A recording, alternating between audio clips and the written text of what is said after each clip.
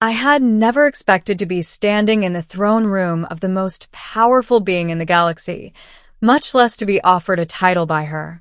The alien queen, Elira, was a legend whispered about across star systems, ruthless, brilliant, and feared. And yet here I was, a human engineer from a backwater mining colony, facing her in her golden hall, the air shimmering with the power of her presence. It had started innocuously enough. I was part of the repair team sent to fix the Queen's flagship, the Seraphim, after it sustained critical damage in a skirmish with an interstellar Marauder Fleet. The vessel's technology was centuries ahead of anything humans had built, and our entire crew had been overwhelmed by the intricacies of its alien systems. But I, mostly through dumb luck and an uncanny ability to improvise, had managed to stabilize the main power conduits. The Queen arrived personally to inspect the repairs. I had seen holograms of her before, tall, imposing, with skin that shimmered like molten metal and eyes that seemed to pierce through space itself, but nothing could have prepared me for her actual presence. Her armor was a work of art, a seamless blend of elegance and deadly design, yet even beneath the glimmering plating, there was an aura of something softer, almost vulnerable. "You have done well," she said, her voice like a song played in multiple harmonies at once, vibrating in my chest. "I am told humans are insignificant, yet you have accomplished more than my finest engineers." I stammered, unsure how to respond. I just did what I could," I said. "I guess I got lucky." She tilted her head, studying me. "Luck, perhaps. Or perhaps there is something more in you." The phrase made my heart pound. Did she really mean it, or was this a ceremonial platitude? I didn't have time to dwell because she continued. "You have earned a place among my court. A title is offered to you. What will you take?" A title? My mind scrambled. I was human, a lowly engineer. Titles were for nobles, warriors, and diplomats, not repairmen from the Outer Rim. The formality of the situation collided with a ridiculous thought that popped into my head. I didn't even know what a proper response was, so I said the first thing that came to mind. "Husband," I said.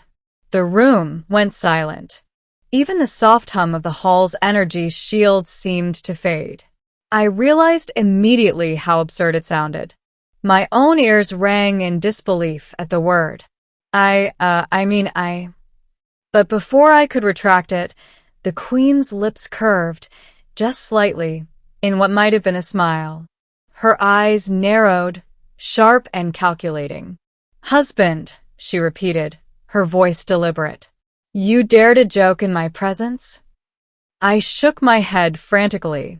I wasn't joking. Her gaze pinned me in place, unnervingly direct. "Are you certain, human? Speak honestly. A title given in jest cannot be retracted lightly." I swallowed hard. I wasn't joking. "If you mean what you said, then I accept, I suppose." Her smile widened, just enough to catch me off guard. "Then it is so." She gestured toward a seat beside her throne, a place no human had ever been invited. "Come. Let us discuss what it means for a human to bear a title in my court." I walked forward, my legs trembling, and took the offered seat. The enormity of what was happening weighed down my thoughts. I was about to become the husband of the most powerful being in the galaxy, a figure both revered and feared across dozens of star systems. The Queen regarded me with an intensity one had never experienced before. "You understand, human, that this title carries obligations," she said. "It is not mere ceremony. The court watches. The galaxy watches. And most importantly, I watch." "Yes, Your Majesty," I said. My voice sounded small and ridiculous in comparison to the vast, resonating tone of her speech. "Good," she said. Then, almost casually, she asked, Tell me, what do humans know of diplomacy? I hesitated. We have some protocols, I guess. Nothing as complex as what you oversee. Her gaze softened, a brief flicker of amusement passing over her features. You will learn, she said, and you will stand beside me, not only in court, but in judgment, in council, and in matters that may affect countless lives. I nodded, though I had no idea how I would manage it. Engineers were not diplomats. Engineers repaired machines. They didn't negotiate alliances or decide the fate of civilizations. But she leaned forward then, her presence suddenly intimate, almost human in scale. Do you understand, human, that choosing this title is choosing me? You are bound to me, to my will, to my decisions. The enormity of her words struck me. I had spoken on a whim, thoughtlessly, and now there was no turning back. I understand, I said, my voice shaking slightly. I will do my best. Good. She leaned back, her armor glinting under the hall's soft light. Then we begin. Over the following days, my life transformed. I was no longer a mere human engineer. I had become a figure of significance in the court of the alien queen. I was present during council meetings, watching as she commanded fleets, negotiated treaties, and made decisions that altered the balance of power across star systems.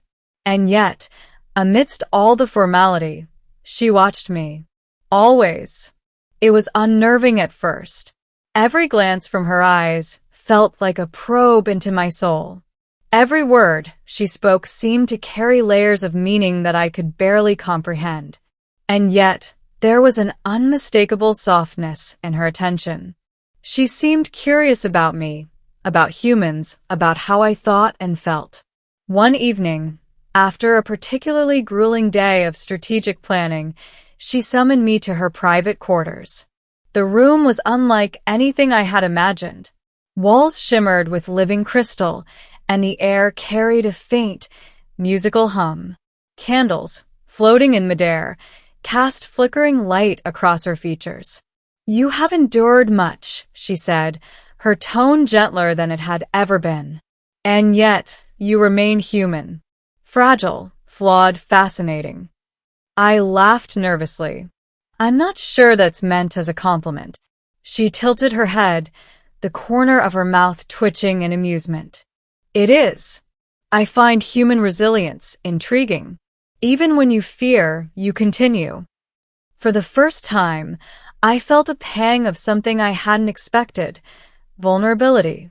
I didn't expect to be here, I admitted. To be your husband. The words felt strange even as I said them aloud. Her eyes softened. I did not expect you to say it either. And yet you did. And I trust you did not lie. I didn't, I said, the certainty of my voice surprising even me. She approached, slow and deliberate, until we stood mere inches apart. Then, human, she whispered, let us see what it means for a human to hold a title that no human has ever held before. In that moment, something shifted. I was no longer just a visitor in her world, no longer merely a witness to her power. I was part of it, intertwined with it, bound not by fear or duty, but by a strange, exhilarating trust. The days that followed were a blur of protocol, diplomacy, and education. I learned alien languages, deciphered battle strategies, and navigated the intricate web of court politics. And through it all, she remained at my side, sometimes instructing, sometimes observing, always attentive. Then came the day the Marauder Fleet returned. They had underestimated the Queen's forces before. This time, she allowed me to be present on the command deck, guiding the defense with her. My hands shook as I relayed calculations and strategic suggestions, but she never doubted me. And when the battle ended in decisive victory, it was as much our victory as hers. Afterward, as we watched the stars burn quietly in the aftermath, she turned to me. You have done well, she said, voice soft. For a human. I smiled, exhausted but exhilarated. I only did what anyone would do. Perhaps, she said, stepping closer. But not just anyone would be chosen. Not just anyone would say husband and mean it. You have earned your place. And in that moment I understood. I had been reckless with words, but sometimes reckless words could forge destiny. I looked at her, the alien queen, my queen, and thought about the improbable path that had brought me here. From a simple engineer to the human who dared to speak the word that would change everything. I guess I really am your husband now, I said, voice trembling with awe. She smiled, a rare, radiant smile that softened the fearsome aura she carried. Yes, she whispered, and together we will face whatever the galaxy throws at us.